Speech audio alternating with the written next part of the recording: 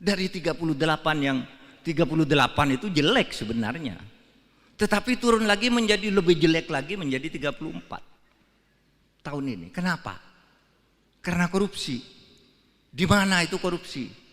Hasil temuan Transparansi Internasional itu korupsinya ada di DPR. Mahfud MD sebut DPR RI jadi lembaga terkorup di Indonesia, dampaknya indeks persepsi korupsi turun. Menko Polhukam Mahfud MD kembali mengeluarkan pernyataan yang menarik perhatian. Mahfud MD menyebut jika DPR RI merupakan lembaga terkorup yang ada di Indonesia. Bukan tanpa sebab. Mahfud MD menyebut jika banyak anggota DPR menjadi makelar kasus atau markus. Hal itu kata Mahfud MD berdasarkan hasil temuan Transparansi Internasional. Pernyataan itu disampaikan Mahfud MD saat dialog kebangsaan di kampus IFTK Ledalero, Kabupaten Sika, Nusa Tenggara Timur, NTT. Ini ada korupsi. Untuk menyelesaikan si anti korupsi ini harus ditangkap dulu. Sebelum ini ditangkap ini harus sudah vonis pengadilan.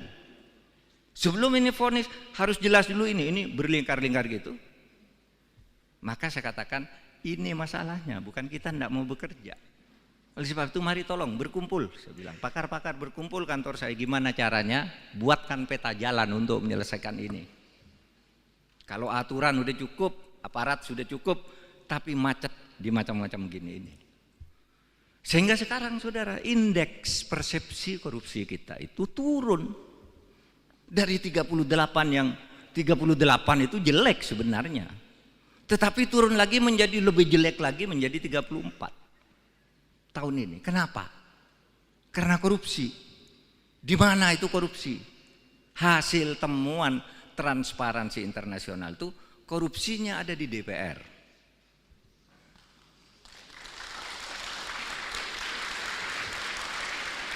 Tapi tidak termasuk Pak Parera. Jangan khawatir Pak. Kalau Bapak korupsi, saya tidak mau bersama-sama ke sini. Tapi karena Bapak bersih, sama-sama kita.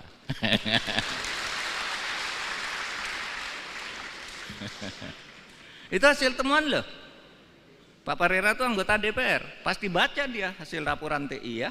Bahwa korupsi pertama tuh di DPR. Perdagangan, undang-undang, pembuatan undang-undang itu pakai bayar tuh menurut hasil penelitian tuh.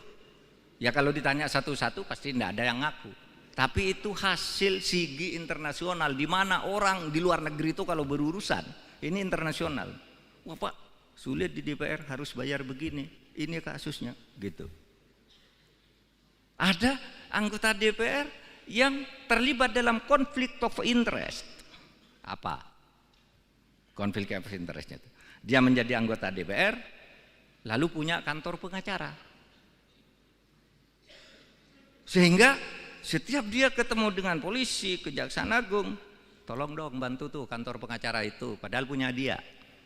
Saya nitip perkara, sejatinya dia itu markus, makelar kasus.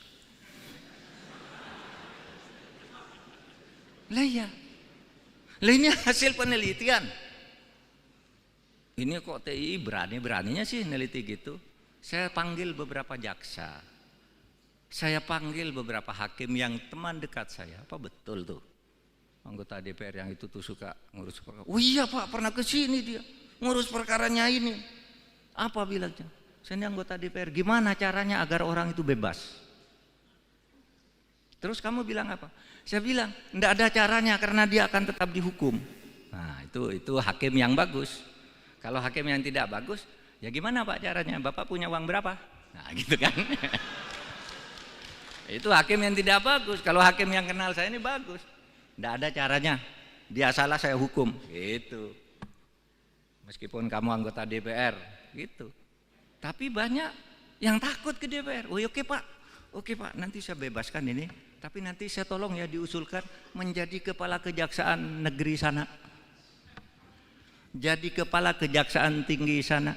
Saya dipindah dari Papua masuk ke Jakarta. Konflik of interest di DPR dalam membuat undang-undang juga. Saudara bayangkan Undang-undang sudah jadi, dipetok oleh DPR itu. Diketok oleh DPR bersama pemerintah, sudah dibacakan. Sampai ke sekretariat negara, itu ada kalimat yang hilang. Sebelum dikirim itu sudah ada yang mencoret kalimatnya. Yang kemarin bikin ribut itu. Ada dulu soal pasal tembakau. Yang hilang satu ayat itu.